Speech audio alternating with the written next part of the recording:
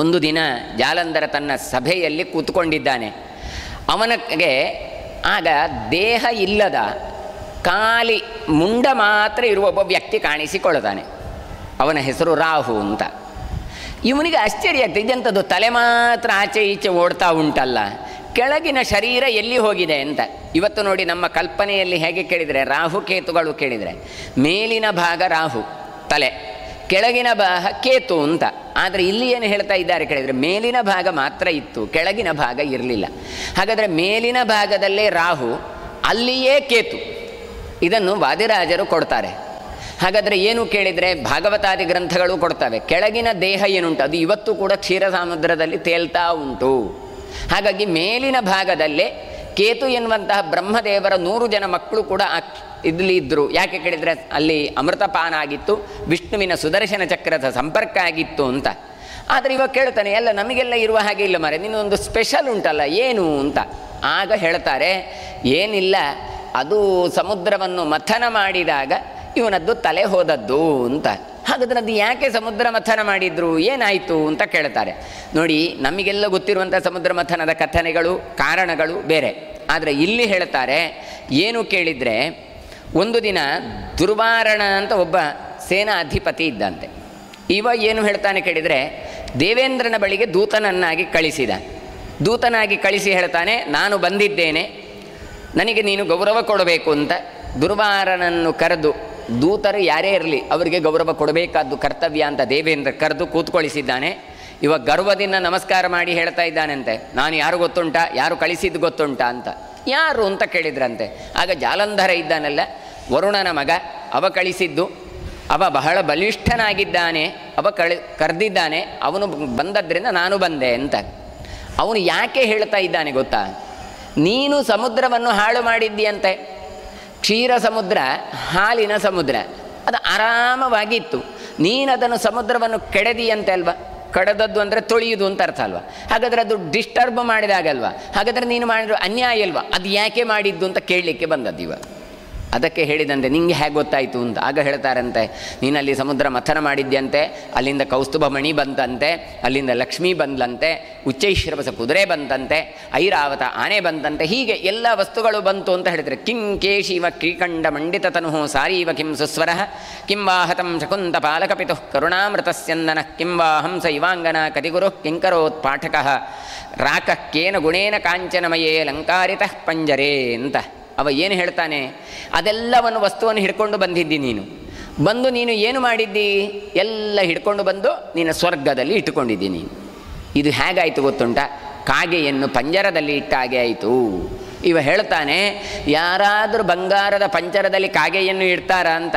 ಯಾಕೆ ಕೇಳಿದರೆ, ಆ ಕಾಗೆಗೆ ನವಿಲಿನ ಹಾಗೆ ಒಳ್ಳೆ ರೆಕ್ಕೆ ಕಿಪ್ಪಾದರೆ ಏನಾದರೂ ಉಂಟ ಕಾಗೆಗೆ? ಇಲ್ಲ, ಕಪ್ಪಗೆ ಇರ್ತದೆ.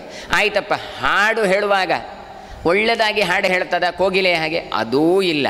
ಮತ್ತೆ ಯಾಕೆ ನೀನು ಅದನ್ನು ಹಿಡ್ಕೊಂಡು ಬಂದಿದ್ದಿ ಅಂದರೆ, ಆ ವಸ್ತುಗಳೆಲ್ಲ ಸಮುದ್ರ ರಾಜನಲ್ಲಿರಬೇಕಾದಂಥ ಅಪೂರ್ವವಾದ ವಸ್ತುಗಳನ್ನು ನೀನು ಯಾಕೆ ಹಿಡ್ಕೊಂಡು ಬಂದಿದ್ದಿ ಅಂತ ಕೇಳಿದಂತೆ. ಆಗ ಅವ ಹೇಳಿದಂತೆ, ನಾನು ಸುಮ್ಮನೆ ಸಮುದ್ರ ತೊಳಿಲಿಲ್ಲ. ಮತ್ತೆ ಯಾಕೆ ಕೇಳಿದರೆ, ಹಿಂದೆ ಹಿಮಾಲಯ ಪರ್ವತದಲ್ಲಿ ಅವನ ಮಗ ಒಬ್ಬ ಇದ್ದ, ಮೈನಾಕ ಅಂತ. ಅವನನ್ನು ಪರಮಶತ್ರು ಅವ. ಹಾಗಾಗಿ ಅವನೇನು ಮಾಡಿದಾನ, ರೆಕ್ಕೆ ತುಂಡು ಮಾಡಲಿಕ್ಕೆಲ್ಲ ಹೋಗಿದ್ದವ. ಈ ಬೆಟ್ಟಗಳಿಗೆಲ್ಲ ರೆಕ್ಕೆ ಇತ್ತು, ಹೋದಲ್ಲೆಲ್ಲ ಹಾರೋದು, ಜನ ಇದ್ದಲ್ಲೆಲ್ಲ ಕೂತ್ಕೊಳ್ಳೋದು, ಅಲ್ಲಿದ್ದಷ್ಟು ಜನ ಸಾಯೋದು. ಅದಕ್ಕೋಸ್ಕರ ಇಂದ್ರ ಏನು ಮಾಡಿದ, ಅವುಗಳದ್ದೆಲ್ಲ ರೆಕ್ಕೆಯನ್ನು ತುಂಡು ಮಾಡಿದ್ದ, ಈ ಬೆಟ್ಟಗಳು ಒಂದು ಕಡೆಯಿಂದ ಹಾರೋದು ಬೇಡ ಅಂತ. ಆದರೆ ಮೈನಾಕ ತಪ್ಪಿಸಿಕೊಂಡು ಸಮುದ್ರದಲ್ಲಿ ಹೋಗಿ ಅಡಗಿದ. ಹಾಗಾದರೆ ಮೈನಾಕ ಎನ್ನುವ ಒಬ್ಬ ಶತ್ರು ಅವ ಏನು ಮಾಡಿದ, ಅವನು ಹೋಗಿ ಸಮುದ್ರದಲ್ಲಿ ಸೇರಿದ. ಸಮುದ್ರ ಏನು ಮಾಡಿದ, ರಾಜ ಅವನಿಗೆ ಆಶ್ರಯವನ್ನು ಕೊಟ್ಟ. ಹಾಗಾಗಿ ನನಗೆ ಬಹಳ ಸಿಟ್ಟು ಸಮುದ್ರನ ಮೇಲೆ ಅಂತ. ನೋಡಿ, ಈ ಕಾರಣವನ್ನು ಕೊಡ್ತಾ ಇದ್ದಾನೆ. ಅದು ಮಾತ್ರ ಅಲ್ಲ, ಇಡೀ ಚರಾಚರ ಪ್ರಪಂಚವನ್ನು ಸುಡುವಂತಹ ಅಗ್ನಿ ಒಂದುಂಟು, ಅದಕ್ಕೆ ವಡವಾಗ್ನಿ ಅಂತ ಹೇಳ್ತಾರೆ. ಈ ವಡವಾಗ್ನಿಗೆ ಆಶ್ರಯ ಕೊಟ್ಟದ್ದು ಯಾರು ಕೇಳಿದ್ರೆ, ಈ ಸಮುದ್ರ. ನೋಡಿ, ಸಮುದ್ರದ ಒಳಗೆ ಅಗ್ನಿ ಇರ್ತದೆ. ಹಾಗಾಗಿ ಅಗ್ನಿಗೂ ಈ ಮೈನಾಕನಿಗೂ ಆಶ್ರಯ ಕೊಟ್ಟಿದ್ದಾನೆ. ಅಷ್ಟು ಮಾತ್ರ ಅಲ್ಲ, ಈ ಸಮುದ್ರ ರಾಜ ಮತ್ತೇನು ಮಾಡಿದ, ಧರ್ಮದ್ರೋಹಿಗಳಾದಂತಹ ದಾನವರೆಲ್ಲ ಹೋಗಿ ಅಡಗಿದ್ದೇ ಈ ಸಮುದ್ರದಲ್ಲಿಂದ. ನಾವೆಲ್ಲಿಯಾದರೂ ಹೋದರೆ ನಮಗೆ ಸಿಕ್ಕೋದೇ ಇಲ್ಲ, ಈ ಸಮುದ್ರದ ಒಳಗೆ ಹೋಗಿ ಇವರು ಅಡಗಿ ಕೂತ್ಕೊಳ್ಳುವಂಥದ್ದು. ಅದಕ್ಕೆ ನನಗೆ ಸಿಟ್ಟು ಬಂತು. ಅದಕ್ಕೋಸ್ಕರ ಏನು ಮಾಡಿದೆ, ಇವನಿಗೆ ದಂಡಿಸಬೇಕು ಅಂತ. ಯಾಕೆ ಇವನಿಗೆ ದಂಡಿಸಬೇಕು ಅಂತ, ಈ ಹಾಲು ಕ್ಷೀರ ಸಮುದ್ರ ಈ ಕ್ಷೀರ ಸಮುದ್ರದಲ್ಲಿದ್ದ ಹಾಲು ಮೊಸರು ಅದರದನ್ನೆಲ್ಲ ಮಾಡಿಕೊಂಡು ಈ ಅಸುರರೆಲ್ಲ ತಿಂದು ತೇಗ್ತಾ ಆರಾಮವಾಗಿ ಇರ್ತಾರೆ. ಅದಕ್ಕೋಸ್ಕರ ಏನು ಮಾಡಿದೆ, ಅವನಿಗೆ ಪನಿಷ್ಮೆಂಟ್ ಕೊಡಬೇಕು ಅಂತ ನಾನು ಸಮುದ್ರ ಮಥನವನ್ನು ಮಾಡಿದ್ದು ಅಂತ ಈ ಪದ್ಮಪುರಾಣದಲ್ಲಿ ಕೊಡ್ತಾರೆ. ಅಂದರೆ ವಸ್ತುತಃ ನಾವು ನೋಡಿದ ಭಾಗವತದಲ್ಲಿ ಹೇಳುವಂತಹ ಕಾರಣಗಳೇ ಸುವಸ್ತುಗಳನ್ನು ಪಡೀಲಿಕ್ಕೋಸ್ಕರವೇ. ಆದರೆ ಇದೂ ಅದರದ್ದು ಇನ್ನೊಂದು ಫಲ ಉಂಟು ಅಂತ ತೋರಿಸಿಕೊಳ್ಳಿಕ್ಕೋಸ್ಕರ ಇದನ್ನು ಹೇಳ್ತಾ ಇದ್ದಾರೆ ಅಷ್ಟೇ. ಅದನ್ನು ದುರ್ವಾರಣ ಹೋಗಿ ಜಾಲಂಧರನಿಗೆ ಹೇಳಿದ, ನೋಡು ನಿನ್ನ ಅಪ್ಪ ಅಂತೆ ಅವ ಹೀಗೆ ಹೀಗೆ ಮಾಡಿದ ಅಂತೆ, ಅದಕ್ಕೆ ಅವನು ಹೀಗೆ ಮಾಡಿದಂತೆ ಅಂತ ಇವ ಹೇಳಿದ. ಇವನಿಗೆ ಸಿಟ್ಟು ಬಂತು ಜಾಲಂಧರನಿಗೆ.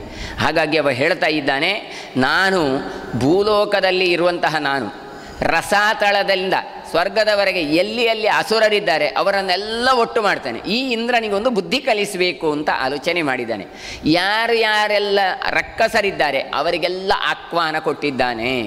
ತಾನು ಬಲಿಷ್ಠ ಅಂತ ಆದಾಗ, ಇಂದ್ರನ ಮೇಲೆಯೇ ವಿರುದ್ಧವಾಗಿ ತಾನು ನಿಂತಾಗ ಎಲ್ಲ ದುಷ್ಟರು ಒಟ್ಟಾಗಿ ಬಿಟ್ಟಿದ್ದಾರೆ ಅಂತ ಹೇಳ್ತಾರೆ. ಎಂತಹ ಒಂದು ಅಸುರರಿದ್ದರು ಅಂತ ಕೇಳಿದರೆ ಅದಕ್ಕೋಸ್ಕರ ಅಲ್ಲಿ ಹೆಸರುಗಳೆಲ್ಲ ಬರ್ತದೆ. ಚಂಡರು ಬರ್ತಾನೆ, ಮುಂಡ ಬರ್ತಾನೆ, ಶುಂಭ, ನಿಶುಂಭ, ಆಮೇಲೆ ಕಾಲನೇಮಿ, ಇವರೆಲ್ಲರೂ ಬರ್ತಾರೆ. ಇವರೆಲ್ಲ ಮತ್ತೆ ಬೇರೆ ಬೇರೆ ಇದ್ದರು. ಕೆಲವರು ಆನೆಯ ಮುಖದವರಂತೆ, ಇನ್ನೊಂದು ಕುದುರೆಯ ಮೋತಿಯವರಂತೆ, ಕೆಲವರ ಒಂಟೆಯ ಮುಖದವರು, ಕೆಲವರು ಬೆಕ್ಕಿನ ಮುಖದವರು, ಹೀಗೆ ಬೇರೆ ಬೇರೆ ವಿಚಿತ್ರವಾದಂಥ ದೈತ್ಯ ಸೈನ್ಯ ಎಲ್ಲವೂ ಕೂಡ ಬಂದಿದೆ. ಹಾಗಾಗಿ ಈ ಜಾಲಂಧರನ ಸೇನೆ ಒಂದಷ್ಟು ಬಲಿಷ್ಠ ಆಗಿದೆ. ಚರಣ ಯಾಹಿ ಶರಣಂ ವಿಷ್ಣೋರ್ ವೈಕುಂಠವಾಸಿನಃ ಅಂತ. ಆಗ ಏನು ಮಾಡಿದ್ದಾರೆ ಕೇಳಿದರೆ, ಬೃಹಸ್ಪತ್ಯಾಚಾರ್ಯರ ಬಳಿಗೆ ಬಂದಿದ್ದಾರೆ ದೇವತೆಗಳೆಲ್ಲ. ಹೋಗಿ ಹೇಳ್ತಾ ಇದ್ದಾರಂತೆ, ನೋಡಿ ಅವರು ಬಂದಿದ್ದಾರೆ, ಪೆಟ್ಟು ಕೊಡ್ತಾ ಇದ್ದಾರೆ ಅಂತ. ಈ ರಕ್ಕಸರೆಲ್ಲ ಪೆಟ್ಟು ಕೊಟ್ಟರೆ ಸತ್ತವರೆಲ್ಲ ಮತ್ತೆ ಬದುಕ್ತಾ ಇದ್ರಂತೆ. ಕಾರಣ ಏನು ಕೇಳಿದರೆ, ಶುಕ್ರಾಚಾರ್ಯರು. ಈ ಶುಕ್ರಾಚಾರ್ಯರ ಹತ್ರ ಮೃತ ಸಂಜೀವಿನಿ ಅಂತ ಒಂದು ವಿದ್ಯೆ, ಈ ವಿದ್ಯೆ ಇದ್ದದ್ದರಿಂದ ಅವರನ್ನೆಲ್ಲ ಬದುಕಿಸ್ತಾ ಇದ್ದರು. ಪಾಪ ಬೃಹಸ್ಪತ್ಯಾಚಾರ್ಯರ ಹತ್ರ ಆ ವಿದ್ಯೆ ಗೊತ್ತಿಲ್ಲ. ಹಾಗಾಗಿ ಬೃಹಸ್ಪತ್ಯಾಚಾರ್ಯರು ಏನು ಮಾಡೋದು ಅಂತ ತಲೆಬಿಸಿ ಮಾಡಿಕೊಂಡು ಕೊನೆಗೆ ನಾವು ವಿಷ್ಣು ಹತ್ರ ಹೋಗಿ ಪ್ರಾರ್ಥನೆ ಮಾಡುವ ಅಂತ ಆಲೋಚನೆ ಮಾಡಿದ್ರಂತೆ. ಹಾಗಾಗಿ ಮಹಾವಿಷ್ಣು ಹತ್ರ ಹೋಗಿ ಪ್ರಾರ್ಥನೆಯನ್ನು ಮಾಡಿದ್ದಾರೆ. ಭಗವಂತ ಅಭಯವನ್ನು ಇತ್ತಿದ್ದಾನಂತೆ. ನಾನು ಬರ್ತೇನೆ, ನಿಮಗೆ ರಕ್ಷಣೆಯನ್ನು ಕೊಡ್ತೇನೆ ಅಂತ ರಥಾರೂಢನಾಗಿ ಮಹಾವಿಷ್ಣು ತಾನು ಬಂದಿದ್ದಾನೆ. ಬಂದಂತಹ ಮಹಾವಿಷ್ಣು ತಾನು ಅವರತ್ರೆಲ್ಲ ದೇವತೆಗಳನ್ನೆಲ್ಲ ಒಟ್ಟು ಮಾಡಿಕೊಂಡು ತಾನು ಜಾಲಂಧರನ ಜೊತೆಗೆ ಯುದ್ಧಕ್ಕೆ ನಿಂತಿದ್ದಾನೆ. 12 ಆದಿತ್ಯರಿದ್ದಾರೆ, ಧಾತ, ವಿಷ್ಣು, ಹೀಗೆ ಬೇರೆ ಬೇರೆ ಎಲ್ಲ ದೇವತೆಗಳಂದಷ್ಟು ಹೇಳ್ತಾರೆ. ವೀರಭದ್ರ, ಶಂಭು, ಗಿರೀಶ, ಜೈಕಪಾತ, ಹಿರ್ಬುದ್ನ, ಪಿನಾಕಿ, ಅಪರಾಜಿತ ಇಂತೆಲ್ಲ 11 ರುದ್ರರು, ಹೀಗೆ ಅವರೆಲ್ಲ ಸಮೂಹವನ್ನು ಸೇರಿಕೊಂಡಿದ್ದಾರೆ. ಅವರೆಲ್ಲ ಸೇರಿಕೊಂಡು ಜಾಲಂಧರನ ಜೊತೆಗೆ ಯುದ್ಧವನ್ನು ಸಾರಿದ್ದಾರೆ. ಈ ಜಾಲಂಧರನು ಕೂಡ ಮಹಾಬಲಿಷ್ಠನಾದ್ದರಿಂದ ಯುದ್ಧ ಮಾಡ್ತಾ ಇದ್ದಾನೆ. ಈ ಯುದ್ಧ ಆಗ್ತಾ ಇರುವಾಗ ಇವನನ್ನು ವಿಷ್ಣುವನ್ನು ಎದುರಿಸಲಿಕ್ಕೆ ಬಂದವ ಯಾರು ಕೇಳಿದರೆ ಕಾಲನೇಮಿ ಎನ್ನುವವ. ಈ ಕಾಲನೇಮಿ ಎನ್ನುವವ ತಾನು ಯುದ್ಧಕ್ಕೆ ಬಂದಿದ್ದಾನೆ. ಒಂದಷ್ಟು ಬಾಣಗಳನ್ನು ಬಿಟ್ಟಿದ್ದಾನೆ. ಇವನು ತಾನು ಯುದ್ಧಕ್ಕೆ ಮಾಡಿದ್ದಾನೆ. ಕಾಲನೇಮಿ ಸೋತು ಹೋಗಿದ್ದಾನೆ. ಕೊನೆಗೆ ಜಾಲಂಧರನನ್ನು ಎದುರಿಸಿದ್ದಾನೆ. ಅದರ ಮಧ್ಯದಲ್ಲಿ ಇನ್ನೊಬ್ಬ ಅಸುರ ಬಂದಿದ್ದಾನೆ. ಅವನ ಹೆಸರು ಬಲ ಅಂತ. ಆ ಬಲ ಎನ್ನುವವನು ಏನು ಕೇಳಿದರೆ, ತಪಸ್ಸನ್ನೆಲ್ಲ ಮಾಡಿ ಇಂದ್ರನತ್ರ ತಾನು ವರವನ್ನು ಪಡ್ಕೊಂಡಿದ್ದಂತೆ. ಅವನು ಕೇಳಿದಂತೆ, ಏನು ಕೇಳಿದರೆ, ಯುದ್ಧ ಎಲ್ಲ ಮಾಡಿದ, ಇದಾಗಲಿಲ್ಲ, ಸೋಲಿಸ್ಲಿಕ್ಕಾಗಲಿಲ್ಲ, ಏನು ವರ ಬೇಕು ಅಂತ ಕೇಳಿದಂತೆ. ಆಗ ಇವ ಕೇಳಿದಂತೆ, ಯಾರು? ಬಲ. ಅಲ್ಲ, ಸೋತದ್ದು ನಾನಲ್ಲ, ನೀನೀಗ ನಿನಗೇನು ವರ ಬೇಕು ನಾನು ಕೊಡ್ತೇನೆ ಅಂತ ಹೇಳಿದಂತೆ. ನಮಗೆ ವೃತ್ರಾಸುರನ ಚರಿತ್ರೆ ನೆನಪಾಗಬೇಕು. ಅದೇ ರೀತಿಯಾಗಿರುವಂಥ ಇನ್ನೊಬ್ಬ ಅಸುರ ಇಲ್ಲಿ ಬಲ ಅಂತ. ಅವ ಹೇಳಿದ ಏನು ಕೇಳಿದರೆ, ನೀನಿಗೆ ಏನು ಬೇಕು ಅಂತ ಕೇಳಿದರೆ ಅವ ಹೇಳಿದಂತೆ, ಇಂದ್ರ ನಿನ್ನ ದೇಹ ನನಗೆ ಬೇಕು ಹೇಳಿದಂತೆ. ಯಾಕೆ? ಸೋಲಿಸ್ಲಿಕ್ಕಾಗಲಿಲ್ಲಲ್ಲ, ಅದಕ್ಕೋಸ್ಕರ ನಿನ್ನ ದೇಹ ನನಗೆ ಬೇಕು ಹೇಳಿದಂತೆ. ಅವ ಹೇಳಿದಂತೆ, ನೀನು ನಿನ್ನ ಶಸ್ತ್ರಗಳಿಂದ ಹೊಡೆದು ಈ ದೇಹವನ್ನು ನೀನು ಪಡ್ಕೋ ಅಂತ ಹೇಳಿದಂತೆ. ನೋಡಿ ಎಂತೆಂತಹ ತ್ಯಾಗಶಾಲಿಗಳು. ವೃತ್ರನನ್ನು ನೋಡ್ತೇವೆ. ಹಾಗೆ ಇಲ್ಲಿ ಬಲ ಎನ್ನುವಂಥ ಒಬ್ಬ ಅಸುರ ತನ್ನನ್ನು ತಾನು ಇಂದ್ರನಿಗೆ ಅರ್ಪಿಸಿಕೊಳ್ತಾ ಇದ್ದಾನೆ. ಕಿಮದೇಯಂ ಮಹಾತ್ಮನಾಂ ಅಂತ ಪದ್ಮಪುರಾಣ ಹೇಳ್ತದೆ. ಮಹಾತ್ಮನಿಗೆ ಕೊಡ್ಲಿಕ್ಕಿಲ್ಲದ ಬಸ್ ಏನು ಕೇಳಿದ್ರು ತೆಗೆದು ಕೊಡ್ತಾರೆ. ಯಾಕೆ? ಒಂದಲ್ಲ ಒಂದು ದಿನ ಇದು ಹೋಗುತ್ತದೆ ಅಂತ ಗೊತ್ತಿರುವಂಥದ್ದು ಅವರಿಗೆ, ಜ್ಞಾನಿಗಳಿಗೆ. ಹಾಗಾಗಿ ಹೇಳಿದ್ದಾರೆ, ಗಿರೀವ ಶಿರೋತ್ರಹೀನಸ್ಯ ಲೋಲಾಕ್ಷಿವ ವಿಚಕ್ಷತಃ ಪರಾಸೋಃ ಪುಷ್ಪಮಾತೀವ ಶ್ರೀ ತದರ್ಯಸ್ಯ ನಿಷ್ಫಲ. ಅವ್ರು ಹೇಳ್ತಾರೆ, ಕಿವಿ ಇಲ್ಲದವನ ಹತ್ರ, ಕಿವಿ ಕೇಳೋದಿಲ್ಲ ಅವನ ಹತ್ರ ಎದುರುಗಡೆ ಹೋಗಿ ನೀವು ಪಂಚಾತಿಕೆ ಮಾಡಿದರೆ ಏನು ಫಲ? ಏನು ಮಾತಾಡಿದರೆ ಅವನಿಗೆ ಗೊತ್ತಾಗೋದಿಲ್ಲ. ಹಾಗೆಯೇ ಈ ವಸ್ತುಗಳೆಲ್ಲ ನಾವು ಯೋಗ್ಯರಿಗೆ ಕೊಡದೇ ಇದ್ದರೆ ಅದೆಲ್ಲ ನಿಷ್ಫಲ. ಈ ದೇಹಕ್ಕೆ ಬೆಲೆಯೇ ಇಲ್ಲ. ಅಂಥದ್ದನ್ನು ನೀನು ಕೇಳ್ತಾ ಕೇಳಿದರೆ, ನಿನಗೆ ಅರ್ಪಣೆ ಮಾಡಿದರೆ ನನಗೆ ಸಾರ್ಥಕ್ಯ ಆಗತ್ತೆ. ಹಾಗಾಗಿ ಯಾರಿಗೆ ಕೊಡ್ತಾ ಇದ್ದೇನೆ? ಯೋಗ್ಯನಾದಂತಹ ಇಂದ್ರ ನಿನಗೆ ನಾನು ಕೊಡ್ತಾ ಇದ್ದೇನೆ. ಲೋಲಾಕ್ಷೀವ ವಿಚಕ್ಷುಷಃ, ಕಣ್ಣಿಲ್ಲದ ಕುರುಡನಿಗೆ ಒಳ್ಳೆಯ ಹೆಂಡತಿಯನ್ನು ತಂದು ಕೊಟ್ಟರೆ ಏನು ಫಲ? ಆ ಸೌಂದರ್ಯವನ್ನು ಅನುಭವಿಸಲಿಕ್ಕೆ ಆಗೋದಿಲ್ಲ. ಹಾಗೆ ಪರಾಸೋಃ ಪುಷ್ಪಮಾತೀವ, ಸತ್ತ ಮನುಷ್ಯನ ಹೆಣಕ್ಕೆ ಮಾಲೆ ಹಾಕಿದರೆ ಏನು ಫಲ ಅಂತ. ಅಂದರೆ ಬೇರೆಯವರೆಲ್ಲ ಹಾಕ್ತಾರೆ ಕೇಳಿದರೆ, ಅದು ನಮ್ಮ ಭಾವನೆಗೆ ಹಾಕೋದು ಬಿಟ್ಟರೆ ಹಾಕಿಸಿಕೊಂಡ ಹೆಣಕ್ಕೆ ಆ ಮಾಲೆಯ ಸೌಂದರ್ಯ ಆಗಲಿ ಪರಿಮಳ ಆಗಲಿ ಯಾವುದೂ ಗೊತ್ತಾಗೋದಿಲ್ಲ. ಹಾಗೆ ಹೇಳ್ತಾರೆ, ಶ್ರೀಹಿ ತದಸ್ಯ ನಿಷ್ಫಲ, ಸಂಪತ್ತು ಬಂದದ್ದನ್ನು ಇನ್ನೊಬ್ಬರಿಗೆ ಕೊಡದಿದ್ದರೆ ಏನು ಫಲ? ಜಿಪುಣನಿಗೆ ಏನು ಅದರದ್ದು ಉಪಯೋಗ? ಬರೋದೇ ಇಲ್ಲ. ಹಾಗಾಗಿ ಸಂಪತ್ತು ಬಂದಾಗ ಕೊಡಬೇಕು. ಹಾಗಾಗಿ ನಾನಿದನ್ನು ನಿನಗೆ ಅರ್ಪಿಸ್ತಾ ಇದ್ದೇನೆ. ಮಹಾತಾನೋನಂಗೃಣ್ಣಂತಿ ಹಿಂಸಮಾನಾನ್ ರಿಪಿನ್ಯಪಿ ಸಪತ್ನಿ ಪ್ರಾಪಯಂತ್ಯಬ್ಧಿಂ ಸಿಂಧವೋ ನಗ ನಿಮ್ನಗಾಹ. ಇನ್ನು ದೊಡ್ಡವರು ಹೇಗೆ ಕೇಳಿದರೆ, ವೈರಿಗಳ ಮೇಲೆ ಯುದ್ಧ ಮಾಡಿದ್ರೂ ಕೂಡ ಅನುಗ್ರಹವನ್ನೇ ಮಾಡ್ತಾರೆ ಅವರು. ಈ ನದಿಗಳು ಇದ್ದಾವೆ, ಆ ನದಿಗಳು ಏನು ಮಾಡ್ತಾವೆ? ಎಲ್ಲ ಒಂದೊಂದು ನದಿ ಹೋಗುವಾಗ ಅದರ ಬೇರೆ ಬೇರೆ ನದಿಗಳು ಅದಕ್ಕೆ ಸೇರಿಕೊಳ್ತಾವೆ, ತೊರೆಗಳು ಸೇರಿಕೊಂಡು ಮುಂದೆ ಸಮುದ್ರವನ್ನು ಹೋಗಿ ಸೇರ್ತದೆ. ಈ ಸಮುದ್ರ ಎನ್ನುವುದು ಗಂಡ, ನದಿ ಎನ್ನುವವಳು ಹೆಣ್ಣು. ಆದರೂ ಏನು ಮಾಡ್ತಾಳೆ? ಇತರ ನದಿಗಳು ಸವತಿಯರು, ಆ ಸವತಿಯರು ನೀವು ನನ್ನ ಸವತಿಯರು ನಿಮ್ಮನ್ನು ಕರ್ಕೊಂಡು ಹೋಗೋದಿಲ್ಲ ಅಂತ ಆ ನದಿ ಹೇಳೋದೇ ಇಲ್ಲ. ಏನು ಮಾಡ್ತದೆ? ಎಲ್ಲರನ್ನೂ ಕರ್ಕೊಂಡು ಹೋಗುತ್ತೆ. ಹಾಗೆಯೇ ಇಂತಹ ಬಲ ಎನ್ನುವಂತಹ ವ್ಯಕ್ತಿ ತನಗೆ ತನ್ನ ದೇಹ ಹೋಗ್ತದೆ ಅಂತಾದರೂ, ತನ್ನ ಮರಣ ಆಗ್ತದೆ ಅಂತಾದರೂ ಕೂಡ ಅದು ಒಂದು ಒಳ್ಳೆಯ ಕೆಲಸಕ್ಕಾಗತ್ತೆ ಅಂತ ಹೇಳಿ ಇಂದ್ರನಿಗೆ ಅರ್ಪಿಸ್ತಾ ಇದ್ದಾನೆ. ಸುಜನೋ ನಯತಿ ವಿಕೃತಿಂ ಪರರಹಿತಂ ನಿರತೋ ವಿನಾಶಕಾಲೇಪಿ ಚಿನ್ನೇಪಿ ಚಂದನತರೋಹ ಸುರಭಯತಿ ಮುಖಂ ಕುಠಾರಯಸ್ಯ.